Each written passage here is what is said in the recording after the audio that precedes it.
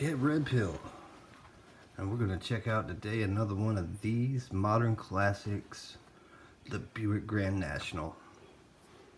Today we are going to race it against two other fresh uncracked cars, the other Buick Grand National from the 50th Target set, and the Buick Grand National from the racing circuit, which I believe was a Walmart exclusive set.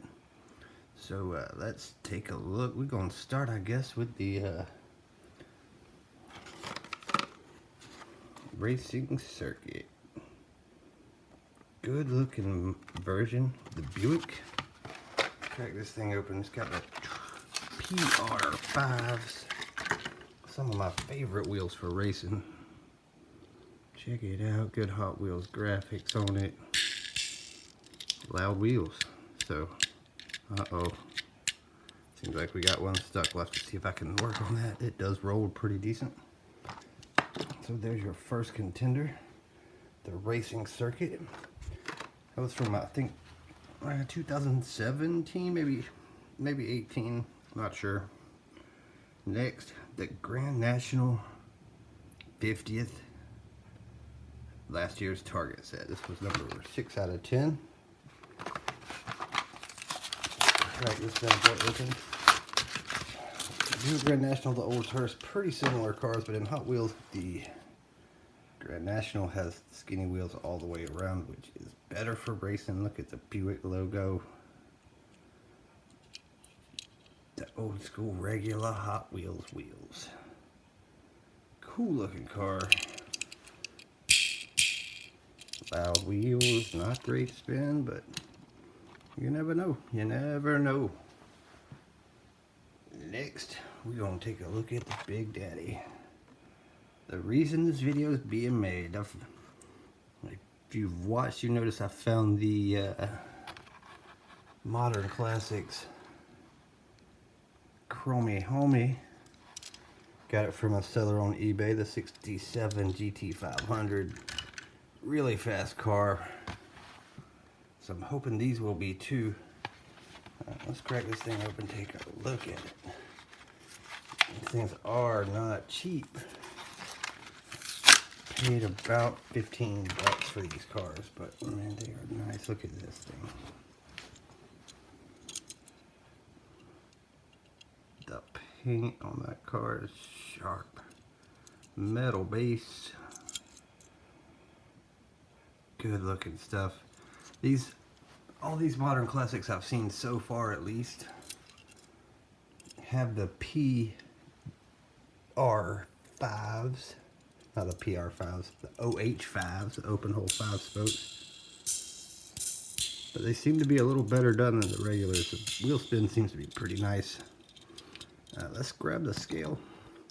We'll weigh these things up, see how they compare. All right, we got this. The scale is in place. First up, 36.1 grams for the race team version. That's, like if you watch a lot, that's pretty average for cars these days. Next up, the Target set, 37.0. Like I said, 35 to 40, about average. Last up, the all metal, 50.1. So we'll get these things on the track.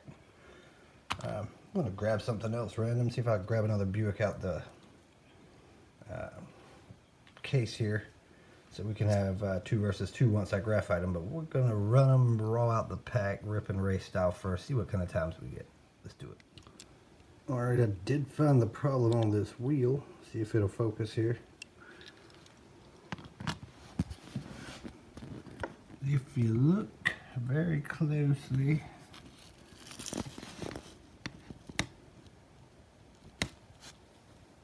not wanting to focus, of course, but there's actually a little leftover piece right here on this edge. Let's see if we can make it work. There it is. See the little piece of plastic there? Just a little factory defect, so we'll take a sharp razor blade will cut that off, make it smooth. But just something to look at if you do get a car that seems to have a wheel stuck. There's probably a little defect extra piece of plastic on there that can easily be taken off and could end up saving you a car that's pretty fast. So let's get that fixed. We'll get it in the gate. All right, we got to repair the racing circuit. Grand National ripped and raced. Let's see what kind of time he's gonna run.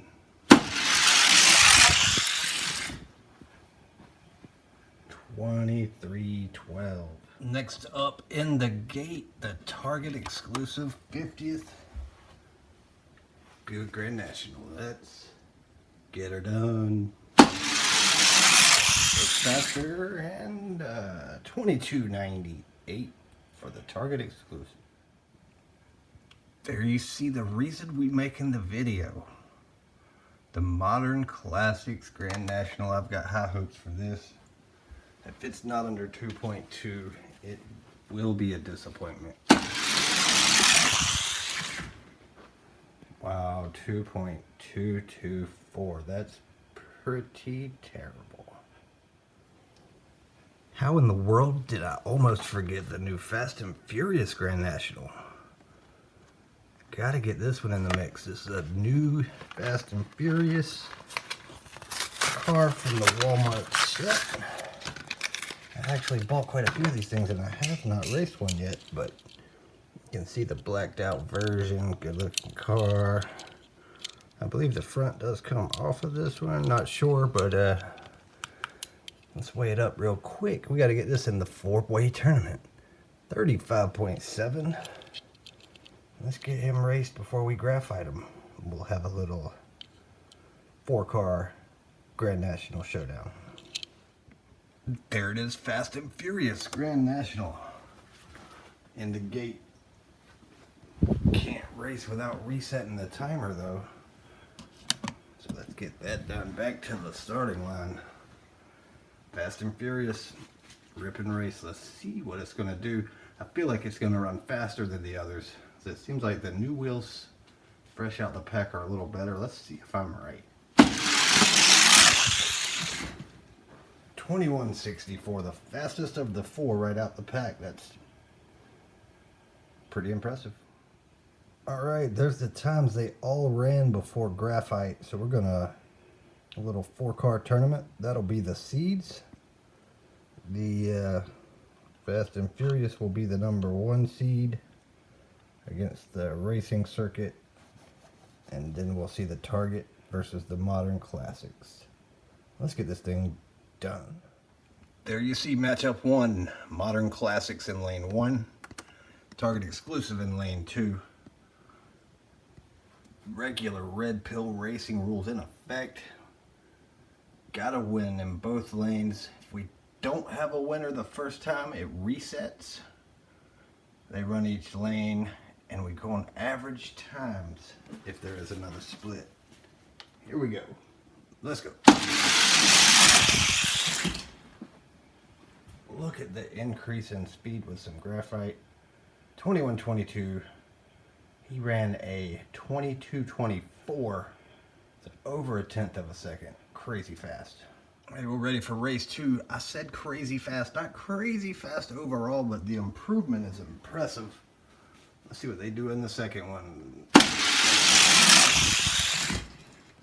21.11. It's speeding up and it has eliminated the Target car. There you see the next matchup, the number 1 seed based on rip and race times, Fast and Furious in lane 1 against the racing circuit lane 2. It's still July at Red Pill. Ready. 21.36. Race 2, the lanes have been swapped. Fast and Furious can eliminate them. 21.24, pretty respectable time. Let's go to the finals. So there's your finalists, a couple of Buicks in the starting gate. Fast and Furious, man, I don't think he's got a shot. And really, I hope that Modern Classic smokes him, because I don't like spending more than $10 on a car and it not be fast. Race 1. Oh yeah. 21.05 to a 21.30.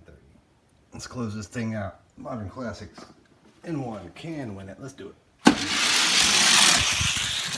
And he got it, 21.25. Slower run, still takes the win. There you have it. Thank goodness. The Modern Classics takes the win. I was going to be really disappointed based off the way it ran initially, but it's looking like it is my fastest Buick that I got. Or maybe it's not. Let's run it against the old Darrell Waltrip. This is a matchup we need to see. Here we go, the battle to find out who is the fastest Buick. If it outruns that Hot Ones Darrell W. Stalker, it'll be impressive. Big time race. Let's do it. Ooh, that was tight. 2101 to a 2104. It looked back and forth. Looked like Darrell Waltrip took him at the beginning of the flat. The Modern Classics came back about midway, but the 11 car pulls it out. Let's swap the lanes. Get it done, Darrell Waltrip. All right, we swapped them. 2101 to a 2104 in the first. Great race. Pretty impressive. Let's get it done. Race 2. And old DW in the Buick Stalker keeps his title, closes it out. So there you have it of the 4. The Modern Classics. Look at the details in that car right there. And looking like an interior light zone in that thing. But it is the fastest of the 4. If you're looking for a ripping race car, none of these are what you want. They were all pigs out the package. But I am satisfied with the Modern Classic speed after graphite. Still not the fastest Buick, but there's not a lot of cars that can outrun a good Buick Stalker that's been sprinkled with some red pill dust. So all in all, happy with the Buick, happy with the Modern Classic. Still good cars. Still got the Challenger concept to run. I've also got a new Mustang and a 442 on the way that we're going to have to test out. So keep it tuned. King of the 5-pack coming soon.